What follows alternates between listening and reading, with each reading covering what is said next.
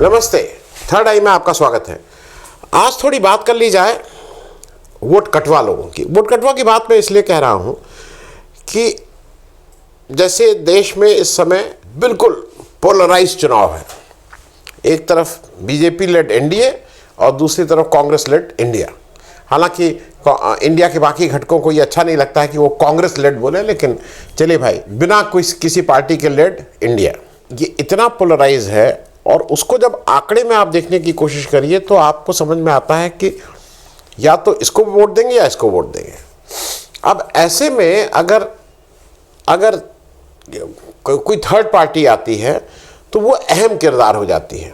उसका किसी भी इंडिया गठबंधन या एनडीए के प्रत्याशी को जिताने हराने में उसका रोल अब ज़्यादा इंपॉर्टेंट हो जाता है। और इसीलिए आप देख रहे होंगे कि इधर एकदम से बीजेपी की तरफ से बाढ़ आ गई है। वो डायरेक्टली इनडायरेक्टली उन पार्टीज को जो मेजर प्लेयर नहीं है उनको कहीं ना कहीं गेम में घुसाने की कोशिश करती है कि भाई वो भी गेम में रहें, उन लोग भी कुछ करें।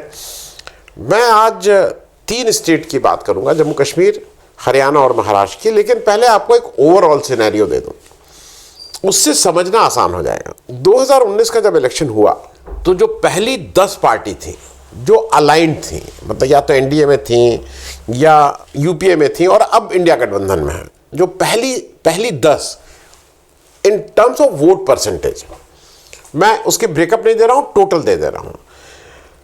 जो पहली 10 पार्टी हैं जो किसी के साथ अलाइंड हैं वो Bharatiya Janata party, Indian National Congress, All India Trinamool Congress, Samajwadi party, DMK, Shiv Sena, CPIM, JDU, NCP और आरजेडी थी। ये बात मैं कर रहा हूं 2019 इलेक्शन की। इसमें जब मैंने एक इसमें क्वालिफायर ये रखा है कि इन पार्टियों का किसी न किसी गठबंधन का पार्ट होना है। लेकिन अगर आप इन पहले 10 में लें तो ये पहले 16 पार्टीज में से 6 पार्टीज ऐसी हैं जो किसी के साथ अलाइन नहीं है। तो आरजेडी जो 2019 में 16 नंबर पे आई थी वो उन 6 पार्टीज के हटने से अब इस 10 का हिस्सा बन गई है, पहले 10 का।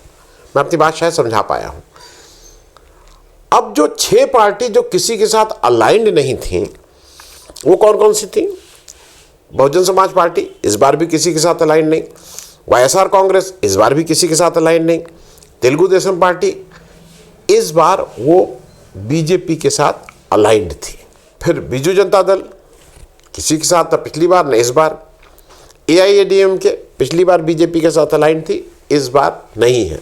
तो जैसे तेलुगु देशम पिछली बार नहीं थी, इस बार है, एआईएडीएमके पिछली बार थी, इस बार नहीं है, और टीआरएस। ये 6 पार्टियां ऐसी हैं जिनको हमने इस 6 से बाहर रखा है। 2019 के हिसाब से बात कर रहे थे तो इसीलिए 2019 को ही यहां पे ले आए हैं। इनको जो टोटल वोट मिला पहली 10 पार्टीज को जो किसी गठबंधन का हिस्सा हैं, इन 6 पार्टीज को छोड़ के जो पहली top 10 parties in terms of vote percentage, उनको टोटल वोट मिला था जो पिछला इलेक्शन अभी हमने देखा जो 2019 का 73.53%, 73.53% वोट मिला था और उनको 447 सीट मिली थी। अब इसमें एक और जोड़ दीजिए, इंडिपेंडेंट्स, निर्दलीय जो अपने दम पे जीत के आते हैं। 2019 में निर्दलीय लोगों को वोट मिला था 2.69% और सीट मिली थी 4।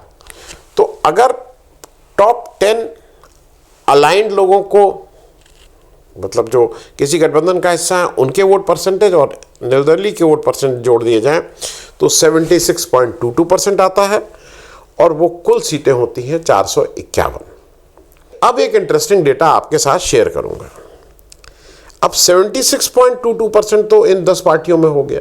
बाकी इस देश में पिछली बार जब 2019 में चुनाव हुआ था तो 670 पार्टीज ने, 670 पार्टीज ने इलेक्शन लड़ा था इन 10 के अलावा। और उन 670 पार्टीज में जिसमें बीएसपी, वाईएसआर, कांग्रेस, ये सारे वो लोग हैं जो अलाइंड नहीं थे। इन लोगों को 23.68% वोट मिला था। उसमें से कुछ अलाइन थे, कुछ नहीं अलाइन थे। जैसे झारखंड मुक्ति मोर्चा अलाइन था लेकिन पहले 10 में नहीं आ रहा इसलिए उसको नहीं रखा गया है। बीएसपी अलाइन नहीं था, तेलुगु देशम अलाइन नहीं था, बीजेडी अलाइन नहीं था 2019 के इलेक्शन में। तो इन सबका मिला के 23.68% वोट, 670 पार्टियां और 92 सीट्स। ये मैं आपको इसलिए बता रहा हूं कि अब आपको नया डेटा समझने में आसानी हो जाएगी, जो बात मैं कहना चाह रहा हूं। 2024 का इलेक्शन होता है और टॉप 10 पार्टीज जो अलाइंड हैं, जो किसी गठबंधन का हिस्सा हैं, BJP, Indian National Congress, AITC, मतलब Trinamool Congress, Samajwadi party, DMK, यहां पे दोनों शिवसेना आ गई हैं। पहले 10 में दोनों, शिवसेना उद्धव भी, शिवसेना शिंदे भी, या शिवसेना जिसका नाम है, ये दोनों पहले 10 में हैं। सीपीआईएम, जेडीयू, आरजेडी, एनसीपी इसमें नहीं है, एनसीपी उससे बाहर नीचे खिसक गई है। जैसे जेएमएम नहीं है, जेएमएम साथ लड़ी थी लेकिन जेएमएम नहीं है। तो इन टॉप 10 पार्टीज को कितना वोट मिला इस बार, ये इंटरेस्टिंग है। पिछली बार टॉप 10 को मिला था 73.53%, इस बार टॉप 10 अलाइंड पार्टीज जो गठबंधन का हिस्सा है उनको मिला है 76.483%। निर्दलियों को पिछली बार मिला था 2.69, इस बार मिला है 2.784%। पिछली बार 4 सीटें जीते थे, इस बार 7 सीटें जीते हैं। तो कुल ये 10 पार्टी और निर्दलीय मिला के 79.267%, 474 सीट्स इन्होंने आपस में बांटी। अब हुआ क्या कि बाकी वोट परसेंटेज बचा जो है 20.74%, यही वोट बचा, यही बाकी पार्टीज ने बांटा है आपस में, चाहे वो चाहे बीएसपी हो, और वो चाहे वाईएसआर कांग्रेस हो, चाहे बीजेडी हो। लेकिन आपको सुन के ताज्जुब होगा कि पिछली बार अगर 670 पार्टीज थी तो इस बार 734 पार्टी थी, उसमें 10 को निकाल दिए, 724 पार्टी थी। इतनी पार्टीज ने इलेक्शन लड़ा है इस देश में।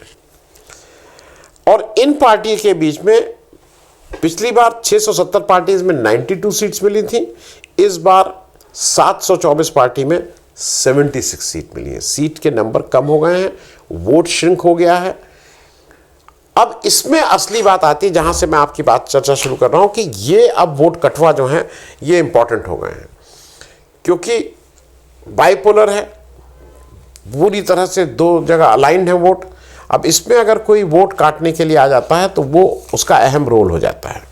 जम्मू कश्मीर की बात कर लें, वहाँ पे अब पीडीपी का रोल मुख्य उस धारा से हट गई है। पीडीपी ने पिछली बार जब बीजेपी के साथ अलाइन कर लिया था और बीजेपी के साथ मिलकर सरकार बनाई थी, हालांकि उस समय उसको अवसर था, अगर वो चाहती तो जो उस समय का नेशनल कॉन्फ्रेंस और कांग्रेस के साथ मिलकर वो सरकार बना सकती थी, लेकिन उन्होंने ऐसा नहीं किया।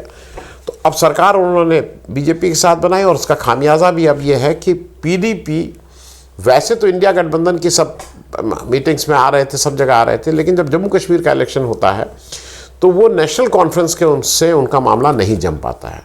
और वहाँ पे इंडिया गठबंधन का अगर कोई कुछ भी होना है तो वहाँ नेशनल कॉन्फ्रेंस, पीडीपी और कांग्रेस के बीच होना है। विधानसभा इलेक्शन में भी यही हुआ कि कांग्रेस और एनसी ने, नेशनल कॉन्फ्रेंस ने आपस में मिलकर गठबंधन कर लिया था। इस बार फिर वो गठबंधन नेशनल कॉन्फ्रेंस और कांग्रेस का हो गया है, वहाँ पे पीडीपी का। अब पीडीपी वहाँ पे कोई फोर्स भी नहीं रह गई है। पीडीपी ज़्यादातर ऐसा लगता है कि वो वोट कटवा की भूमिका में ज़्यादा रहेंगी। और ये बात मैं सिर्फ इसलिए कह रहा हूँ कि जो अभी इलेक्शन 2024 में हुए हैं लोकसभा, उसमें सीट तो कोई नहीं जीती पीडीपी, लेकिन 5 लोकसभा, अब 5 विधानसभा क्षेत्रों में उसकी लीड थी। तो हो सकता है वो पूरी सीटें लड़े और उसकी 4-5 सीटें आ जाएं, लेकिन बाकी जगह वो कहीं ना कहीं वोट काटने का ही काम करेगी। और ऐसा लगता है कि पीडीपी के साथ, चूँकि वो इंडिया गठबंधन के साथ अलाइंड पार्टी मानी जाती है या बीजेपी के अगेंस्ट पार्टी मानी जाती है, तो वोट वो इंडिया अलायंस का ही काटेगी। दूसरे वहाँ पे एक पार्टी है डेमोक्रेटिक प्रोग्रेसिव आज़ाद पार्टी, गुलाम नबी आज़ाद साहब की पार्टी है। वो क्या करते हैं क्या नहीं करते हैं शायद गुलाम नबी आज़ाद साहब को भी बहुत नहीं पता है। उनकी पार्टी का अब इस बार क्या हश्र होगा ये तो वही जाने, लेकिन वो बहुत लड़ने की स्थिति में भी नहीं है। लेकिन वोट अगर वो कहीं से लड़ते हैं तो वोट काटने का काम ज़रूर करेंगे। एक वहाँ पे और पार्टी है Jammu and Kashmir people's conference, Sajjad Lone वाली पार्टी। सज्जाद लोन मूल रूप से बीजेपी बैक्ड होते थे। पिछली बार जहाँ से वो 2014 में एक ही उनकी पार्टी ने एक ही इलेक्शन लड़ा था, वो जीत गए थे। और इस बार फिर से उनकी जो पार्टी है वो इस 2024 के लोकसभा इलेक्शन में एक असेंबली सेगमेंट में उसकी लीड रही है। तो सज्जाद लोन साहब भी अगर बाकी जगह अपने लोग खड़े करते हैं तो वोट काटने का काम करेंगे।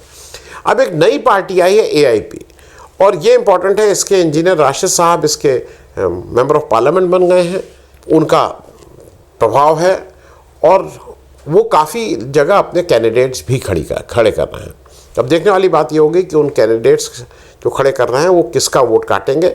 ज़्यादा उम्मीद ये है कि वो दोनों के वोट काटेंगे, क्योंकि वो बिल्कुल लोकली कश्मीर की पार्टी है, कश्मीर की बात करती है, तो वो दोनों तरफ के वोट काटेंगे।